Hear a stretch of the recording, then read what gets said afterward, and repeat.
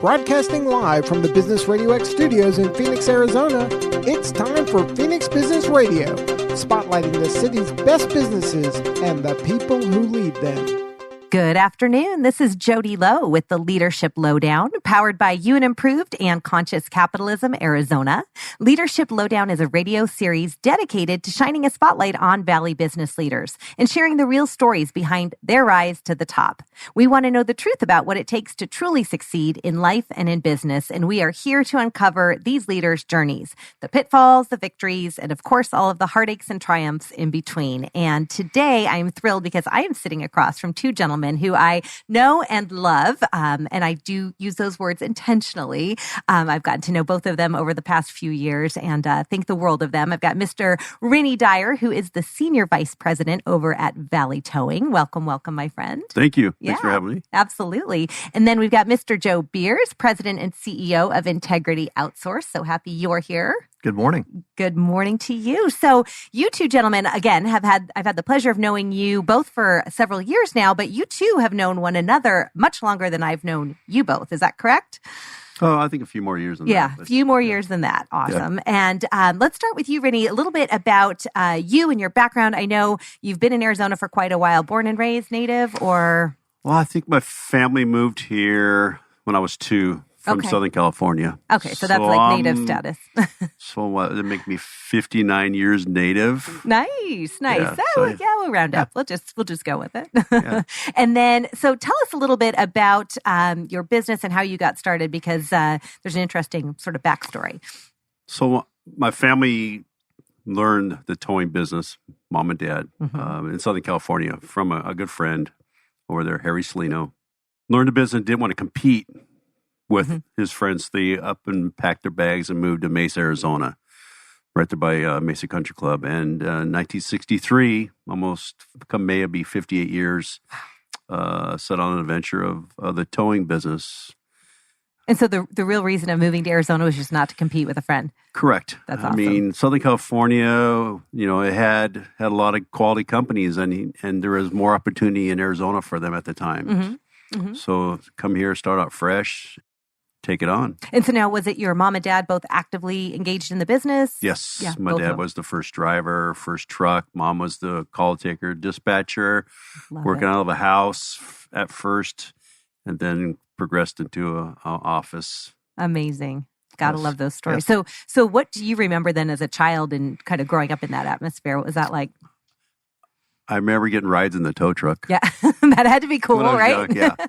Well, and I think I was growing up, it was, going during school days, going to the office and maybe on weekends riding with some of the drivers and ride along and kind of learning the business at an early age just by watching and helping, so that's, And was it something that when you were little, like, yeah, I want to do this when I'm grown up, or wasn't it a conscious I think it was just thought? The blood. I mean, there was no thought of anything else. It was just what I what wanted it was. to do it. And And so was that the first thing you did out of school and all of that, or? Yes. Yeah. Yes. I actually started working down at the office with the family when I was 10 years old. Oh my gosh. So that was doing, chores around the office, cleaning, washing trucks, watching them dispatch, kind of, just learning all aspects of the business at a young age, Love it. And so for you, who were your mentors or the people that you really learned from? Obviously, your parents. Were there others?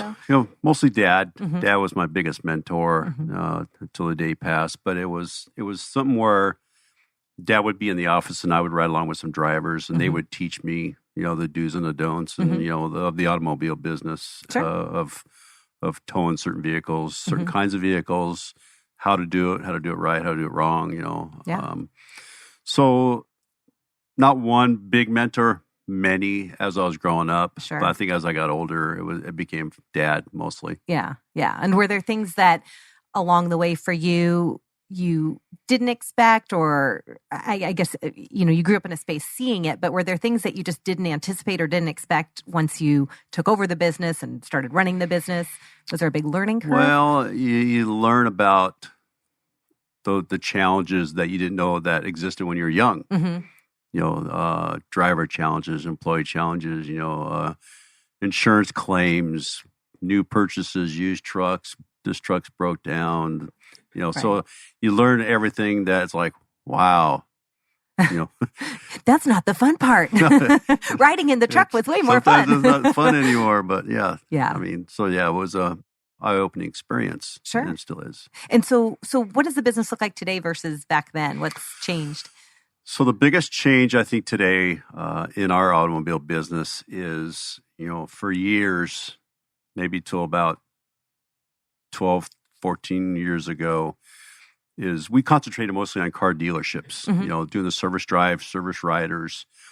So the biggest change that's happened in that whole avenue is today the dealerships, when you buy a new car, you're given a roadside assistance program. So what happens is, let's say you buy any kind of brand name, you have a towing company that'll come assist you, to where years ago it was a service rider on the service drive calling you. So they had their choice. Got it. Today you don't have a choice. So if I break down in my GMC pickup truck, right, somebody else is going to come tow it. Right. Not necessarily my own company because of the roadside assistance program. So back then, the service drives, all the dealerships had the choice of using Valley Towing. Today, they have to go by who's their roadside assistance company. Got it. Which, we don't get hooked up for certain reasons, but it's a big change for us. Oh, absolutely. And when did that's what, in the last 10 plus years? Yeah, I'd say maybe 14 years. It was before recession, so it was a number of years before recession time. But it accounted probably for about 60% of our volume. Wow. And it kind of just went away overnight. And then the recession hit. So, yeah, I mean, we kind of had to reinvent a few things on our side of the business. Yeah. So share a little bit about that, because I think our listeners are folks that, are much like all of us in the room, entrepreneurial, business-minded, and love to learn. So what did you learn through that experience, and how did you do that reinvention? What we learned was the roadside assistance companies don't want to pay the towing companies the value of your tow. So, it's not to say they're bad. It's just say our value is worth more than what they wanted to pay. So we don't do that type of business. Okay. To tow a car for $65 when it should be a $180 tow just doesn't do the math right. Sure. So we look at losing the service drives, losing our warranty tows. We still get non-warranty tows. We still do a lot of work. We still have over 350 counts in town. But what we've been concentrating on is the small shop, independent shops, and the body shops, collision repair. And then we just ventured out a month ago with the heavy duty towing. Oh, okay. So with that said, we just bought our first heavy duty tow truck. Got a Landau coming from George Craven's. Oh, okay. To ourselves. So we've gone into the total heavy line to where we're reaching out. It's kind of reinvented ourselves, looking at, we had to look at what are we not doing today that maybe we should be doing.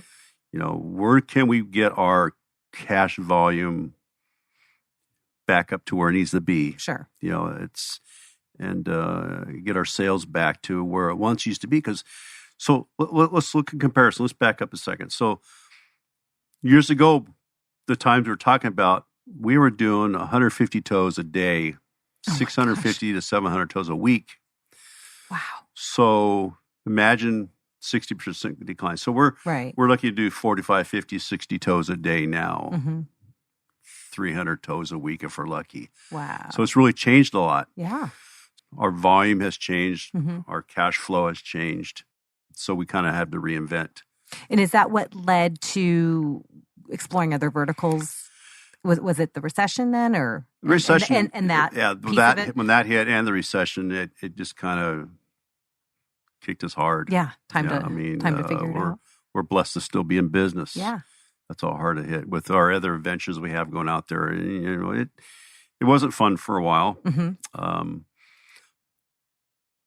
We do asset recovery, and we do automobile towing, truck towing, and everything else.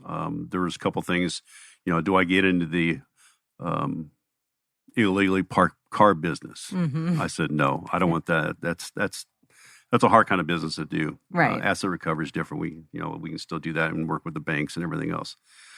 So we have never been in the heavy duty business. It's a big investment. We're looking at a $1 million investment by the time I'm said and done with new vehicle purchases. Sure. So we hope to capitalize on that. It's going to be off to a slow start. But there's many customers out there that we tow for today that we can't tow some of their vehicles because we didn't have the right equipment. Right. Now so we it seems do. like the next logical. Like the Sunderland Asphalt Group, we do a lot of their vehicles, but now we can tow their big stuff. So there's a long list of people that I couldn't, now I can. Right. So we kind of reinvented ourselves in that direction. What would you say is the biggest learning lesson between, call it 08 and now that you took from that experience? Wow, just don't try to guess the future. Yeah. You got to go by the day. Yeah, take it as it comes. Yeah, take it as it comes. Road of hard knocks. Yeah. I mean, our family's so strong. Our advisors advised us to close our doors. Wow. So kudos to you. I mean, think about that. Well, with our other businesses, we have over 75 vehicles.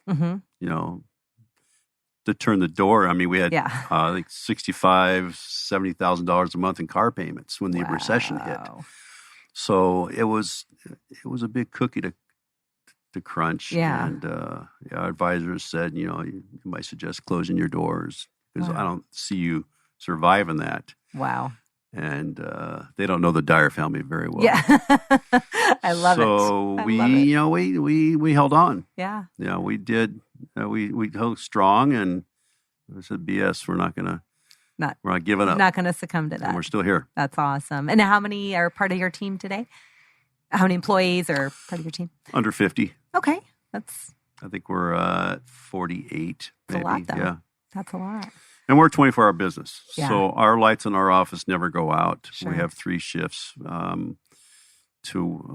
have, a graveyard shift that, handles, all the overnight stuff. Yeah. Wow. But, our lights never go off. We're always there. Yeah. So you don't ever have to deal with an answer service or anything like that. Which is nice too, because in today's day and age, it's like, how often does that happen anymore?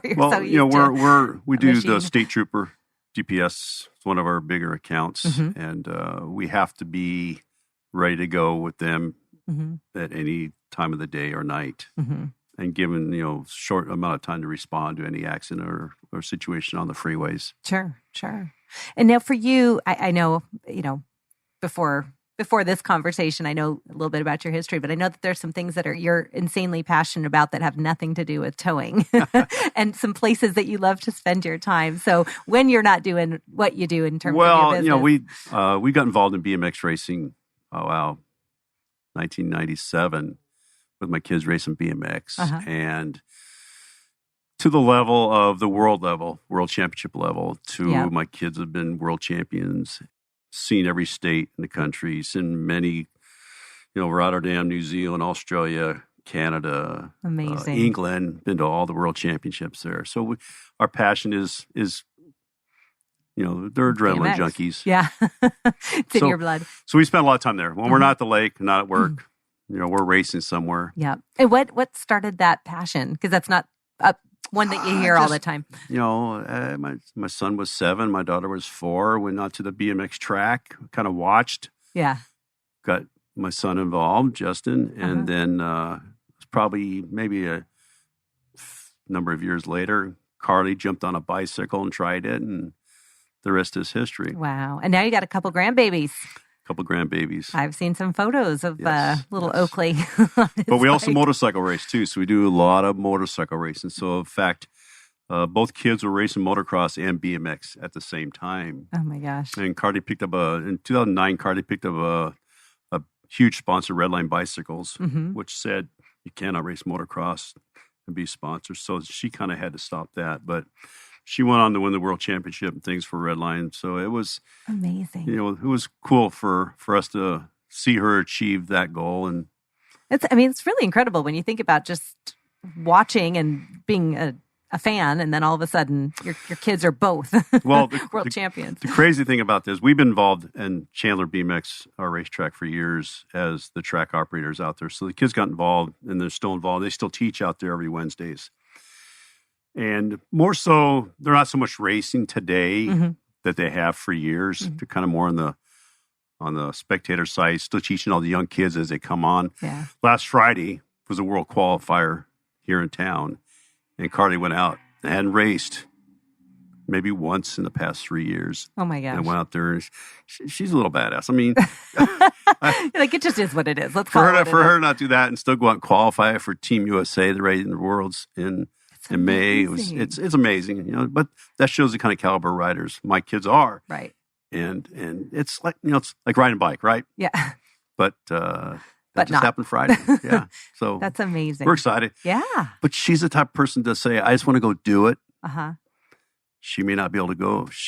Her new career, she's an emergency room nurse at Banner Baywood. So she works graveyards. And who knows? I think the fact that she wanted to just go do it, right, may not race it, just to say that, hey, I still have it in me. I still got it. Or something. She's earned a spot on the team, but we'll see where it goes. Yeah, that's exciting. Because you got to train properly. If you don't train properly, you got 52 countries you're going up against, and that's no small potatoes. You've got to be prepared. That is a big thing. Wow. Well, she certainly had some good teachers along the way, I'm sure. My kids are my blessings. Yeah, that's awesome. That's awesome. Well, I'm sure they feel the same way. I think it's a mutual admiration society over at the Dyar house. Well, we always spend time with your kids. Yep. If I have a good word of any advice out there. Good. Oh, well, we'll be getting to that. I've got some questions coming your way shortly, all right. Revolving around that. And I'm gonna flip over to you for a minute, Mr. Beers, because you too have a little interesting backstory. So tell us a little bit about Integrity Outsource, how it started, how you kind of got into this line of work. And well, I started my career in commercial real estate. Okay. And I got an opportunity to go to work in what was then called an employee leasing company that was a startup. And I just fell in love with the business. Mm-hmm. It's just a blast. What did you love? Like what is it that you... My passion is small business. Okay. And so I just was always really intrigued. When I was in commercial real estate, I was intrigued by tenants and why they started their business. And that segued perfectly into this business. I'm always fascinated why somebody starts a business and runs a business and how they got in it and why they did Absolutely. it. It's fascinating to me. So I get to do that all day long now, which I love. Yeah. And we're an HR outsourcing company, but I really think of us more as a business efficiency company. Okay. So my time is spent talking to business owners about how to make their companies better. Mm-hmm. And it's a blast. That's awesome. So. Now, what are all the things that you do and can do for a company? We do not have time to go through all of that. The way we communicate with our clients is payroll. So you've got to use payroll in order to do it, but we're not a payroll company. We are. I think if you use a payroll company, you pay $1 for $1 worth of services. You're going to pay us $3 and get $8 worth of services. Mm-hmm. It's just a way better value and a little bit more expensive. Mm-hmm. So we do basically back office employment administration. Mm-hmm. And what that means is we do payroll taxes, we do workers' comp administration, we do benefit administration, and we bring a whole array of expertise to the table. So for a small business owner, the average client's 30 employees. Mm-hmm.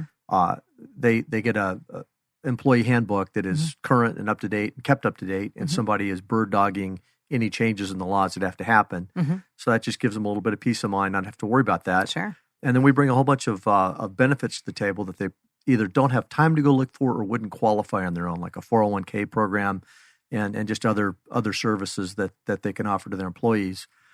So the second component is benefits. The first is really employment administration and compliance. So compliance, benefits, and the third, I just call it sleep at night. It's access to expertise. We've got CPA on staff. We've got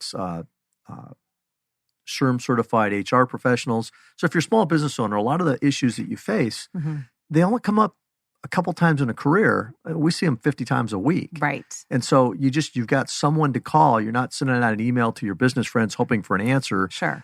You're picking up the phone and somebody who's qualified is answering the question for you. Kind of like Rinny, 7 days a week, 24 hours a day. Our lights aren't on all that time, but our cell phones are. Right. Well, no, and how great too, though, for that small business owner that doesn't have the bandwidth or necessity for someone in-house. They got you right there. And none of the stuff we do creates any revenue for a client. Mm-hmm. So, our adage is if it doesn't make you money, you should be outsourcing it. So one of the ways we describe it is it's kind of like the garbage collection of business. Mm-hmm. You don't drive to the dump every Friday and deliver your garbage to the dump. You have Waste Management or one of their competitors come pick it up and you pay them for it, right? Yep. You don't make any money taking out the garbage. Absolutely. But we do all that for employment. So garnishments, unemployment hearings, payroll, taxes, all the stuff that makes everybody just want to gag and throw up. Yeah. And there isn't a single person that went into business to do that stuff. Yeah. So it's like, get that stuff out of your shop. We can do it more efficiently, probably more cost effectively, and just go sell widgets, whatever your widget is. Yeah, absolutely. And now, did you start the company on your own or, and how many years now? 9. Wow. And so what was the transition into this? How did that happen? Into integrity or? Yeah, into starting your own business. Well, I was part of a startup in 96 and was there for 10 years. So I was a number 3 guy. We had a couple hundred employees. We were either the largest or the top couple privately held in the country. And it was a lot of fun, but I really wanted to do my own thing. So I didn't have a non-compete, but I waited 5 years, pretended like I did just because I didn't want to start a competitive firm against my friends. Yeah. Waited 5 years and then started Integrity Outsource right in the perfect time in 2011 when everybody was smiling and happy, right, Rinny? Remember those wonderful times in 2011, 2012? Yep. Perfect. And here you are today, though, 9 years later. We're cruising along. That's awesome. And how many are part of your team now? 10. 10. Okay. Great. And then when you think back, obviously like Rinny and I were chatting about the mentors that kind of take you under their wing. Did you have that experience? Did you have people that kind of showed you the ropes, or was it just from learning as you went? Well, in this particular business, no. But in business in general, yes. I grew up working at a country club, and my experience there was watching a lot of successful people come out and ascertaining how they made money. And in doing that, I realized from a really early age, like probably by age 13, that I did not want to be a dentist, a doctor, or a lawyer. Okay.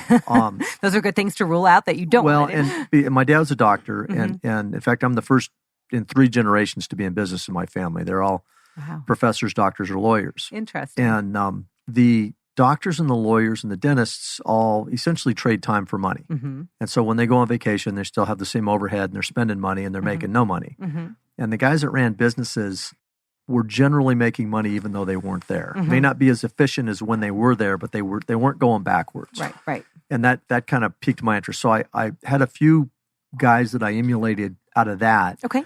And then when I got into college, I was fortunate enough to join an organization that just has the leaders in every field. And so I've just had mentors in every aspect of life. Yeah, it's incredible. And you, and I know that you're a big part of that still today. And that's an organization that's near and dear to your heart. Yes. Can you share a little bit about what you're involved with? The organization is Sigma Chi Fraternity. Yep.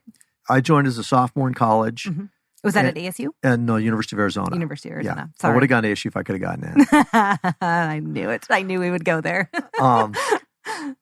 And what it did is it was the first time I had ever seen the values I was raised with by my parents articulated in a way I could really make my own. And the value statement that the fraternity put forth was exactly how I felt about my life. And so the group at the University of Arizona at the time I was there was a bunch of really high achieving, smart guys. So we dominated everything on campus from scholarship. We were number 1 every year to student government to everything else. So it was a bunch of leaders. And I just fell in love with it. And it's truly a lifelong commitment to a set of ideals. So now I spend my time, I oversee Arizona for Sigma Chi. So there's 4 universities that we oversee, the 3 state schools plus Embry-Riddle. And there's about probably 300 undergraduate men. And so I spend my time teaching values-based leadership skills and decision-making to college students. And I've been doing that for almost 40 years. And the fruit that bears is just humbling and it's astounding. Yeah.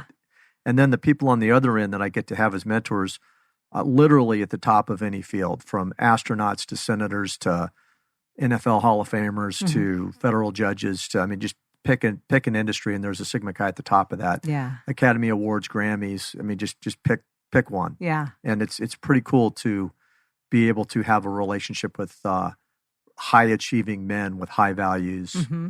And that just applies to whatever you're doing. Well, and I love it because you're actually one of the few people that I know that is really still so engaged and has taken an organization, and it's one of those, what you put into it is what you get out of it. But I know your passion for it and how much you also contribute and give back, and how rewarding on both ends. So that's fantastic. Now, are you native to Arizona? Born and raised in Phoenix. I love it. What part specifically? Grew up at North Central Phoenix, Central and Glendale, and went to Central High. Yep. Which we called America's High School back then. It's a little different now. Yeah. Things change. Things change. And then went down to the University of Arizona. Awesome. And then moved back. I lived in Tucson for a little while after college, and then moved back to Phoenix. There's a little better economic opportunity in Phoenix than there is in other parts of the state. Sure. And so for you, having seen Arizona and Phoenix go through quite a transition in your lifetime, what would you say is the biggest shift that you've seen for the positive from growing up here to where we are today? Well, I may be in the minority, but I love the growth that we've had. I think it's exciting. I love the freeway system. I love the pro-business approach that we've had to our legislature. I think I love all of it. I love that we've got sports teams and good concerts coming through town, and that people, I feel like I'm an ambassador to Phoenix. Yeah. Our national organization is having a conference out here in a couple of weeks, and I just feel like I'm the goodwill ambassador for Arizona and Phoenix in particular. Yep. There's no state like Arizona. It is astoundingly so beautiful. It is so true. It's hard not to love it. And I don't know if you both feel this, but I love to travel, and every time I travel, I'm like, oh, gorgeous city or wonderful place. And then it's still there's no place like home. It's just the ease of living and the pace. And it's just, it's a pretty easy place to live. So that's fantastic. And you never left, no desire to leave? No, my whole family left, which is interesting. My parents retired and moved to Pine Top, and my brothers and sisters live all across the country. And I love it here. Yeah. No reason. I like the winters are a little bit cold for me, but you'll bear it down and get I actually through. like the summers. I'm probably one of the few. Yeah. But I just love this place. Yeah. Fantastic. And now when you kind of look at the next, whatever it is, 10, 20, 30 years, what do you see on the horizon for you and for integrity and just even your future in general personally? Well, we've got some real specific goals company-wise to grow. And I brought in a young man that's just been outstanding. He's been with us about a year and a half, and he's helping us grow and kind of retool the company to build it for a younger audience. I'm on the tail end of the baby boomers, and he's a millennial. Yeah. And so we're kind of retooling we've finished retooling our company for more of a millennial appeal. And we're really excited about it. Yeah. I mean, everything from social media to website to product offering to the way we engage our clients is just different. And it's terrific. It's refreshing for me. It gives me energy. Oh, I'm sure. And when I went to hire him, it was interesting because people were saying, "Oh, you're doomed. You're going to hire a millennial." I'm like, "No, I'm not doomed at all. I've been mentoring Sigma Chi's for 40 years. Yeah. The guy I'm hiring is either in that group or they'll know him." Yep. And I went to John and told him who I was looking for, and he said, "Yeah, I'm that guy." I'm like, "No, you're not that guy. You'll know the guy."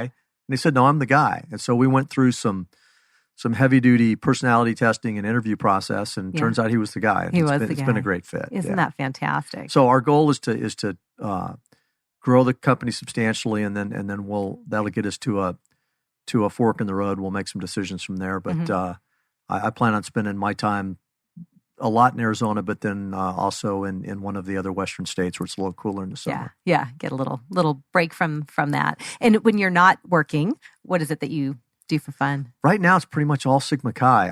I do a lot of hiking. My son's an Eagle Scout, so I do a lot of backpacking, which I love. And that's turned me on to places in Arizona that I had never been, which has been really, really good. Yeah. I used to play a lot of golf. I really don't anymore. I sometimes I miss it, but it's a time thing or just there's no better way to spend time. Yeah. You're outdoors in a beautiful place with your friends. Yeah. It takes a lot of work to be proficient in that game. Really, so, really like great. they say, I forget the saying exactly, but if you If you enjoy something, it's a hobby. If you watch it, it's a sport. And if you work at it, it's golf. Yeah. And that's something to that effect. It's about how it works. That's probably about right. Well, I'm not sure how many episodes of the Leadership Lowdown either of you have listened to, if any. But one of the things that I love to do is ask a few questions that originated from a French talk show years and years ago that then were also incorporated into a Bravo series called Inside the Actors Studio, if you've ever seen that show. And they're just fun, but also give, I think, our listeners an insight a little bit more into who you are. So if you're up for playing, whoever wants to answer first, there's no right or wrong answers, and it's internet radio, so you can say whatever the heck comes out of your mouth. So there's no holds barred. So you guys up for this? No beep button, huh? No beep button. We don't need to blurt out anything. No, you'll see here in just a minute. So we'll start with this one. What is your favorite word? That's easy for me. Okay. Ignorant. Oh, that is one I have yet to hear. So talk to us. When you're so ignorant, you don't even know the word, you're ignorant. Oh my gosh. I like it. Ignorant. Oh, I'm going to steal that one. I love it. Love it. How about you, Rinny? I like the word awesome. Awesome. Okay. Yeah. I use it a lot. Just all encompassing.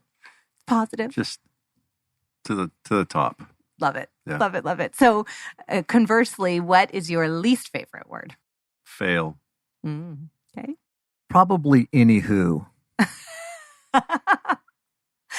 Anywho. Yeah. That's a little annoying. That's just really annoying. Yeah. Not a real word, but people like to think it is. Love it. So what turns each of you on creatively, spiritually, or emotionally? Spiritually, it's God. Mm-hmm. Creatively, I'm a creative writer, so I love writing. Oh, love it. That's great. How about you? I believe in God too. It's in our sports. We never see church enough, of course, but passionately, just family. Mm-hmm. Mm-hmm. Spend time with the family, and sometimes you don't get enough time to do that, mm-hmm. and you want to make sure you get that in before it's too late. So. Yeah. I love family time. No, that's big for you. Love it. What turns you off? Negativity, negative people. Mm-hmm. Same. The word no. Yeah. Like they're already given up or something. Yeah. Quit before they started. Back to the failing, right? Jody, by the way, is the exact opposite of that. Yes. Well, thanks. I appreciate that. I'll take it as a compliment. Yes. I do tend to be a bit of a yes person. Why not, right? What's the worst that can happen? My philosophy is always, what's the worst that can happen, and can you live with that? And if you can live with it, then why not say yes, right? That's how I look at it. My philosophy is always, it's free to ask the question. Exactly. That too. So here's the big one. What is your favorite curse word? Whatever you want, you can bring it. Ooh, look at that long pause. I've never heard Rinny cuss, so I'm curious. You're like, I can't wait to see where this goes. Oh, my God. I say it to myself way too much. That's the F word. Yeah. That's the big one for you. And it's under my breath. And doesn't fly out of your mouth a whole lot. No. It's rarely ever public knowledge, but it's mostly driving down the road. Yeah. Yeah. Where do we get some of these drivers? But in my line of business... You kind of love them, right? Yeah, it's like what you see on the roadway is like, I'll see you later this afternoon, right? Right. Yeah, it's either now or later. Just things that happen in life. It's like, that's your go-to. Love it.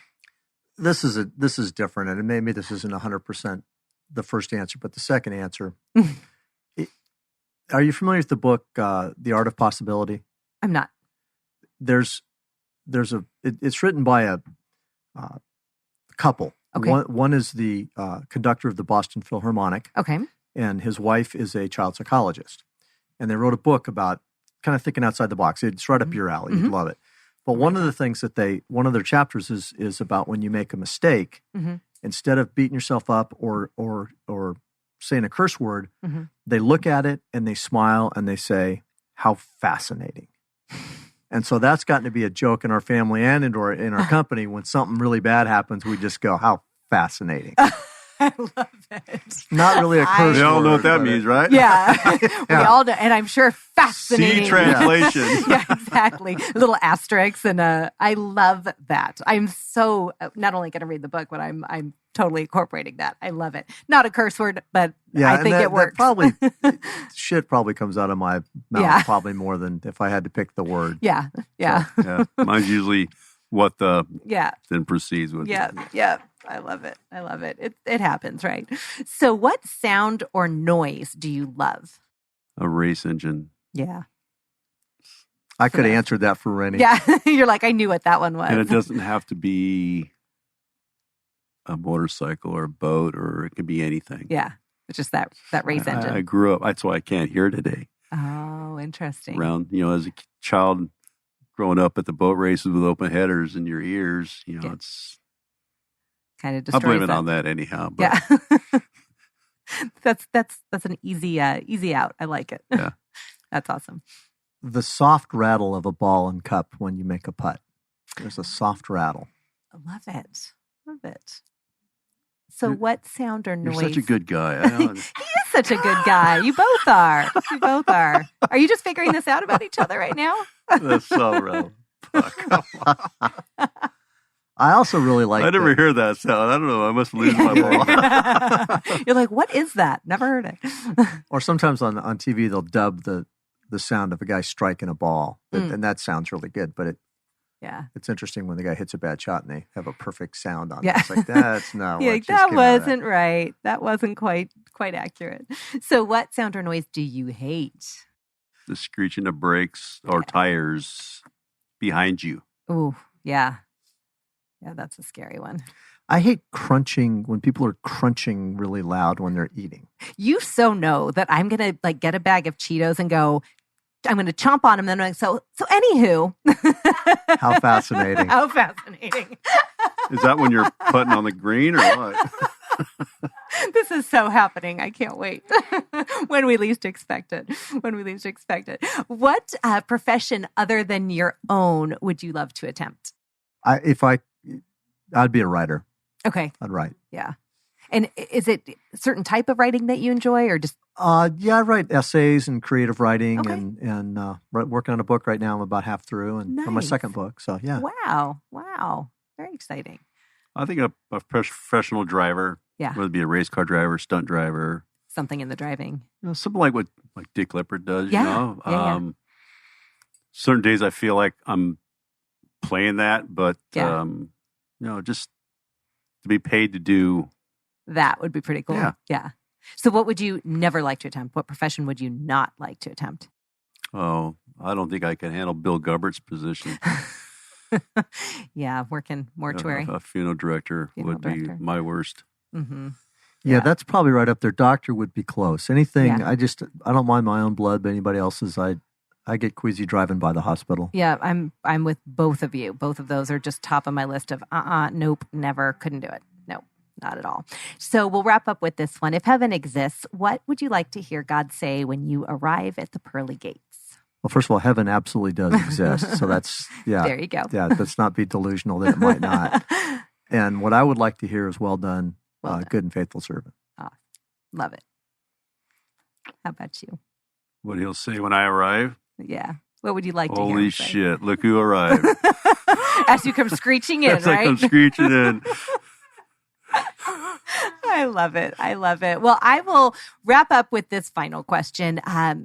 I always think it's valuable for our listeners to hear those words of wisdom, something that was either shared with you that's meant something or made a difference for you or something that you've learned along the way. So what's some parting thought or word of wisdom that you would share with our listeners in regards to life or business? Believe in yourself. Mm-hmm. Yeah. The risk is there. You have to ask yourself if you're going to take it or not, but believe in yourself. Yep. Trust in your family. Yeah. Believe in your family. I mean, your family's everything. So. It's worked out pretty well for you, huh? Yeah. I love it. Isn't he a good man? I love Rinny Dyar. He is a good man. For me, my two mottos in life are do the next right thing and show up, tell the truth, and see what happens. Love it. Love it. Such great words to close with. Thank you both so much. If our listeners wanted to connect with you, what is the best way? Is there an email or a LinkedIn or a website that's best to reach each of you? IntegrityOutsource.com is probably easiest for me. Awesome. Yeah, I mean, same, Valley Towing, AZ.com. Okay. Perfect. Well, I thank you both for making the time and sharing your insights and your journeys. And I know it's very valuable for our listeners. So I appreciate you both being here and making the time. I know it's... Thank you for having me. Absolutely value. You've been listening to the Leadership Lowdown, hosted by me, Jody Lowe, and powered by UN Improved and Conscious Capitalism, Arizona. At UN Improved, we are passionate about partnering with companies' leadership to develop their most valuable asset, which is, of course, their people. To learn more about our personal and professional development classes and trainings, visit youandimprove.com, or you can contact me at jody@youandimprove.com. Thank you all for listening, and we look forward to talking with you soon.